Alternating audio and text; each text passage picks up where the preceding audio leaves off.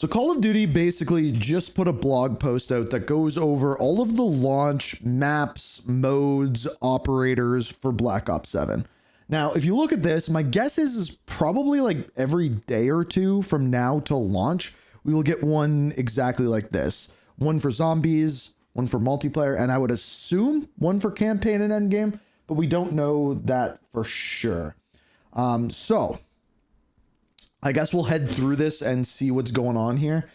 There's a lot of like pretty basic stuff that we can go through pretty quickly, but you'll see as we go through it. Does it look better if I go like this? Nope, certainly not. Okay. Launch modes. So these are pretty straightforward. We have Overload. That's the new mode. I like that mode. That's going to be a competitive mode, by the way. We've got Team Deathmatch. Pretty straightforward. Domination, Search and Destroy, Kill Confirmed, Free for All. Hardpoint, Kill Order. I wish they got rid of that one. Hopefully they do. They still can. Control is still there, but it's no longer a competitive mode. I think that's another one some people would like to see them get rid of. Face Off Mosh Pit. So that is still there.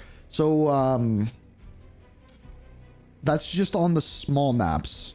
Mosh Pit respawns 6v6 alternate on small maps. Score streaks disabled. Who wants that? Because you can play the small maps on the regular mode. So who wants that?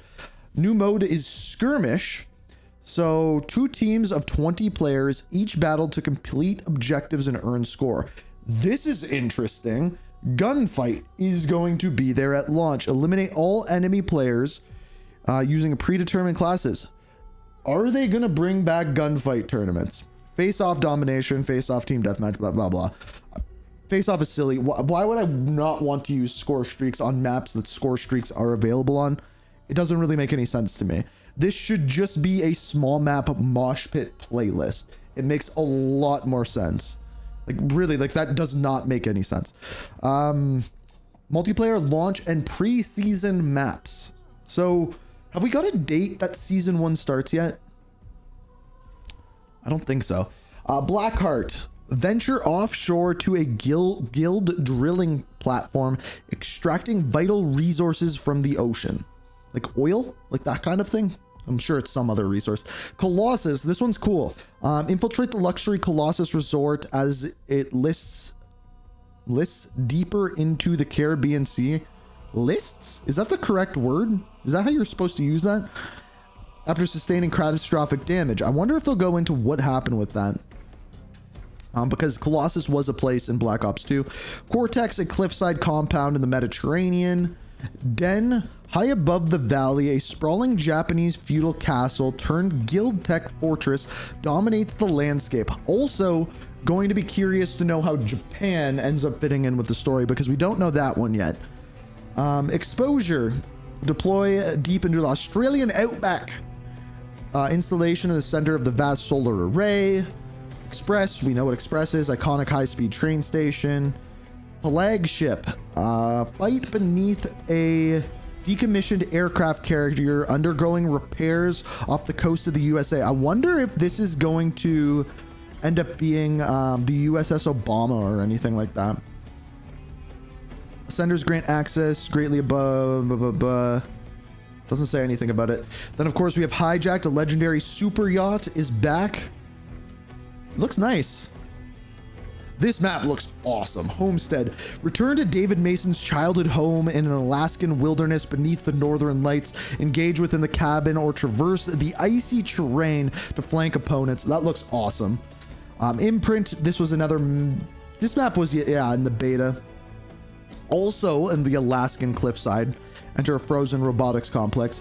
Nuketown 2025. This one is coming... Is it 6 days after launch, I believe? You can see what it looks like. The mannequins are there. There's more ways to traverse than ever before. That's not true. There was more ways to traverse in Black Ops 3, you liar. Paranoia. Something's wrong at the hospital, but it is it real or inside Mason's mind?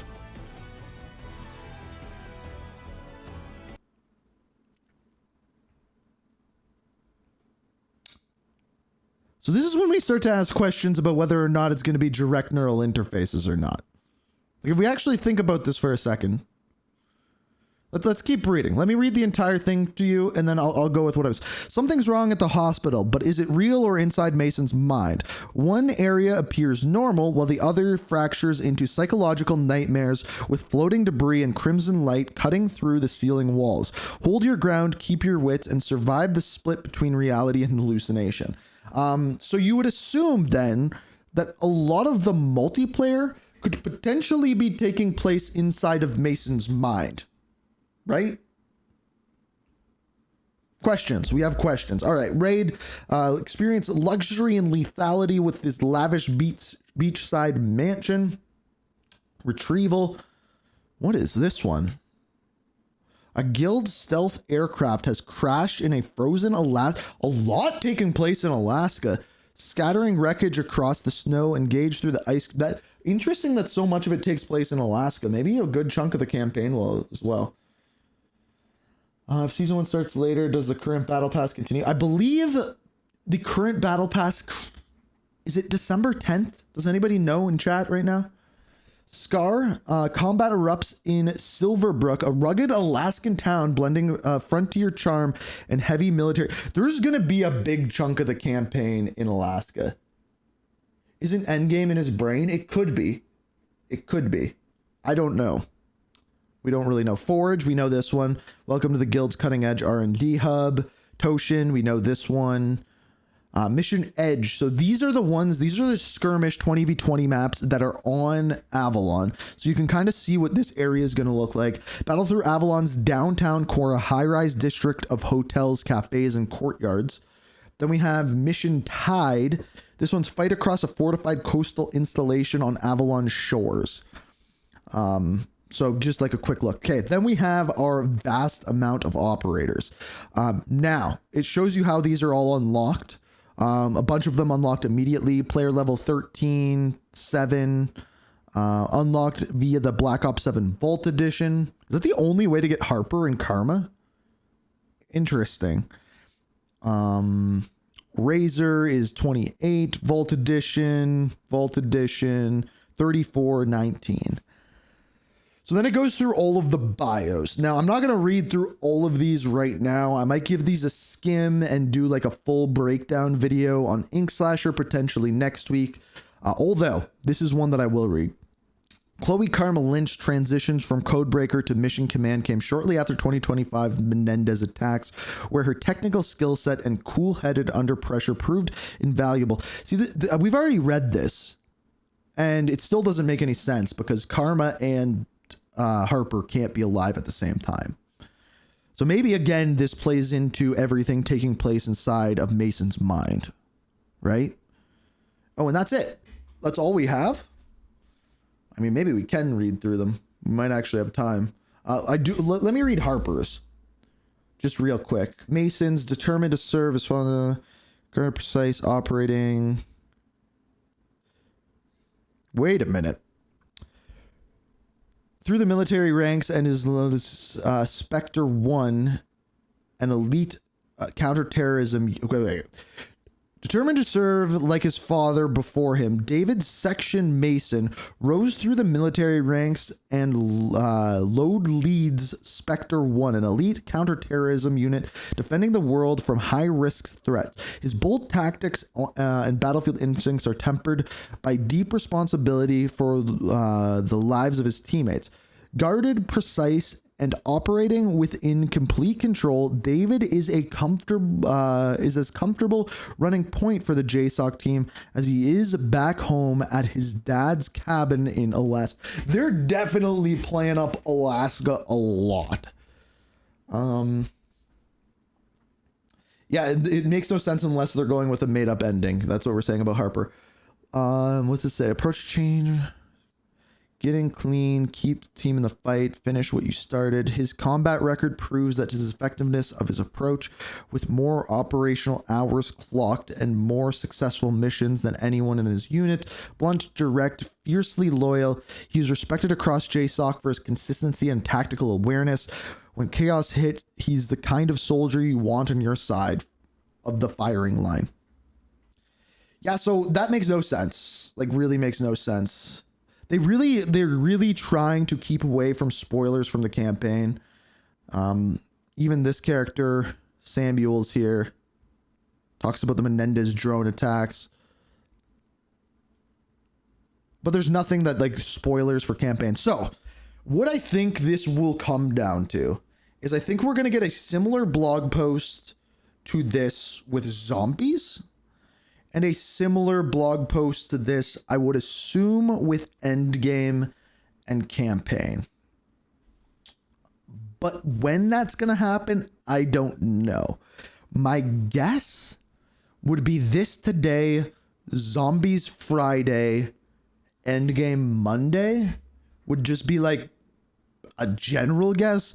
But again, I'm not 100% sure on that. But I'm assuming we're going to be getting one of these for all. Now, game mode wise, the thing that I found the most interesting, without a doubt, is that they included gun game at launch. Or gunfight, sorry, not gun game, gunfight. Just because, like, really, without the tournaments, do people play it that much? Because I don't. I like it as a game mode, but I don't play it that much. It's not good for leveling. Unless you have tournaments, I don't understand the point of including it. Am I crazy to say that? I might be crazy to say that, but either way, it's going to be interesting. We also got some information. I might have just missed reading it. What if I read this? Ready up for combat to drop into a variety of modes and playlists where skill, they put it in the first sentence. I wish I read that earlier. Where skill is minimally considered for matchmaking. In Black Ops 7's, persistent lobbies will also help keep players together more often and after consecutive matches, along with alternate modes and hardcore variants, all coming at launch throughout the preseason in the weeks leading up to Season 1 later this year. Note, normal hardcore rules, a limited HUD, friendly fire enabled, and significantly lowered health will be enabled in associated matches of this type. So they're basically just saying that hardcore has the same modes as core. Super interested with the gunfight though. That one's really weird to me. And also like face off, I don't understand the point of, basically this is like face off mosh pit is actually just face off, or sorry, small map mosh pit with no kill streaks, right? Like there's no difference. Like it makes no sense. Like why would I want, I just don't understand that. I don't, like, maybe they just think that people want to play without score streaks, but that doesn't really make any sense to me.